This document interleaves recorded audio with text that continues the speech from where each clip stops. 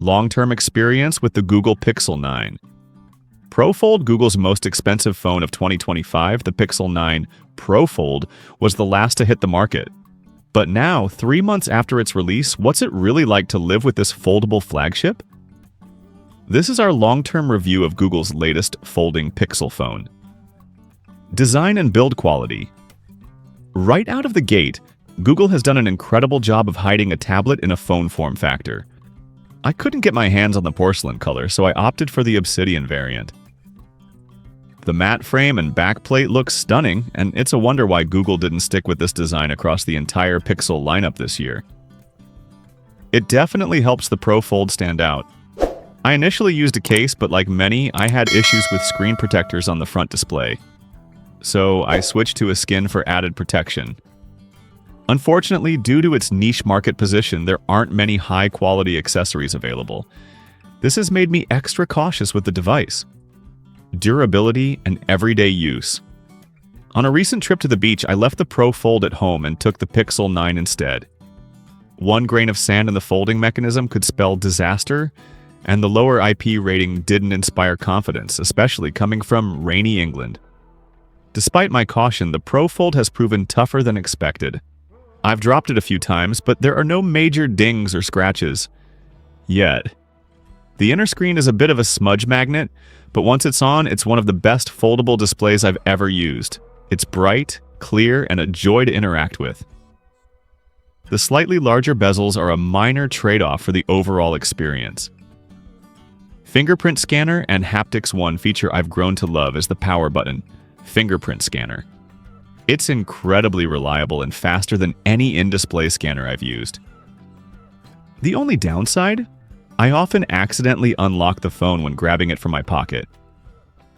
To mitigate this, I set the auto lock to 1 minute. Fingerprint scanner in action. On the flip side, the speakers and haptic feedback feel like a step down. While still good, they don't match the punch of other Pixel devices, likely due to the thinner profile when unfolded. Multitasking and software experience. Multitasking is where the ProFold shines, but it's not without its frustrations. While you can open 2 apps side by side, some apps like Reddit become unresponsive. On the other hand, Chrome's full-size experience is a productivity game-changer, especially for shopping or research. Android 15 has improved performance, but the dual-column quick settings panel feels less intuitive on the inner screen. The taskbar could also be better utilized for quick access to settings. While I don't need a desktop mode, a few tweaks to take advantage of the larger screen would be welcome. App compatibility and performance. App compatibility is a mixed bag. Some apps scale beautifully, while others, like eBay, struggle with the non-standard aspect ratio. I've also had to resize or refresh apps to get them working properly on the inner display. Frustrating, but not a deal breaker. Despite these quirks, I've found myself using apps like LumaFusion for video editing more than ever.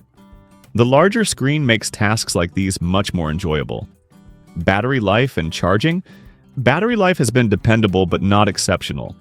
I average around 6 hours of screen on time, mixing usage between the inner and outer displays. On heavy days, I've had to enable power saving mode by late evening.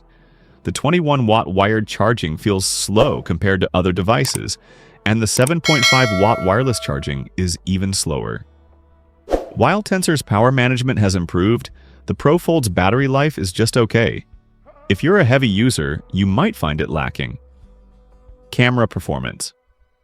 The camera system is solid but feels like a step down from the Pixel 9 Pro. It's essentially the Pixel 8a's setup with a telephoto lens added.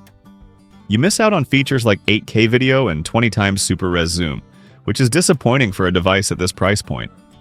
That said, the photos are still punchy and vibrant, with only a slight drop in detail and dynamic range. The inner selfie camera's top right position is awkward for video calls, so I stick to the outer screen for those. One standout feature is the Made You Look function, which uses AI to grab attention during photos. It's been a hit with friends who have young kids, making family photos a breeze. After months of use, I've come to appreciate the Pixel 9 ProFold's unique form factor. It's not for everyone, but for tech enthusiasts who want a phone and tablet in one, it's a compelling option. Performance and future-proofing. Under the hood, the Pixel 9 Pro Fold is powered by Google's Tensor chipset, paired with 16 gigabytes of RAM. While it's not the most powerful chip on the market, it handles day-to-day tasks smoothly. Android 15 has brought noticeable performance improvements, making the experience snappier than before. However, for a $1,700 device, I can't help but wish for a bit more future-proofing.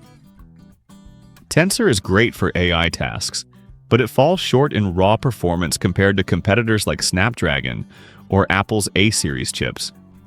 If you're someone who needs top-tier performance for gaming or heavy multitasking, this might not be the device for you. But for most users, the performance is more than adequate. One area where Google shines is software support.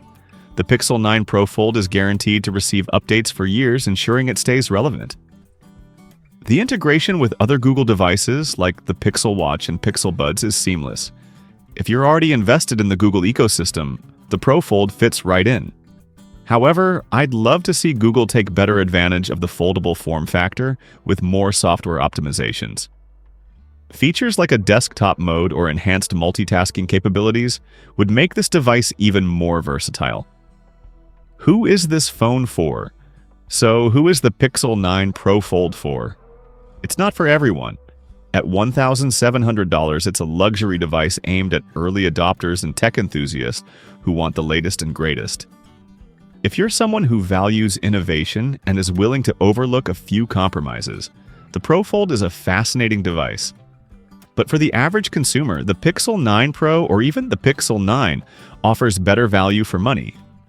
The Pro Fold is a statement piece, a glimpse into the future of smartphones, but it's not yet the all-around powerhouse that justifies its premium price tag for most people. Final verdict. After 3 months of using the Pixel 9 Pro Fold, I've grown attached to its unique form factor. It's not perfect, but it's a device that constantly surprises me. The foldable screen is a joy to use and the design is stunning. However, the compromises in battery life, camera performance, and app compatibility are hard to ignore. Would I recommend it? If you're a tech enthusiast with deep pockets, absolutely. But for most people, the Pixel 9 Pro is the smarter choice. The Pro Fold is a bold step forward, but it's still a work in progress. Here's hoping the next iteration addresses these shortcomings and takes foldable tech to the next level. That's it for our long-term review of the Google Pixel 9 Pro Fold. What do you think about this foldable flagship? Would you buy it, or are you sticking with a traditional smartphone?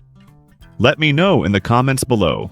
Don't forget to like, subscribe, and hit that notification bell for more in-depth tech reviews. Thanks for watching, and I'll see you in the next video. Don't forget to like, subscribe, and hit that notification bell for more in-depth tech reviews. Thanks for watching, and I'll see you in the next video.